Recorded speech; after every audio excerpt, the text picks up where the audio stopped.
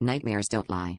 There's a reason I don't ignore my nightmares anymore, especially after what happened at St. Bridget's Library. I went there at closing, desperate to escape a thunderstorm, but the place was deserted except for a woman with hair the color of ashes.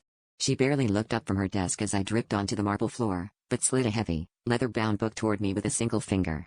"You've been expected," she whispered, and the lights flickered as if in warning. I should have left, but something about that book made my heart stutter, like I'd seen it before in a dream I couldn't remember. I sat in the last aisle, surrounded by the smell of dust and old paper, and opened the book. The pages were handwritten, each story stranger than the last, stories about a person who looked and sounded just like me, making choices I'd never made but somehow recognized. My hands shook as I read about jobs I hadn't taken, friends I'd never met, and tragedies that left me cold. The stories felt wrong, like memories from a life I'd almost lived but escaped at the last second.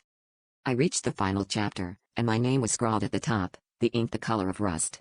The story described me, right now, in the library, thunder rattling the stained glass windows.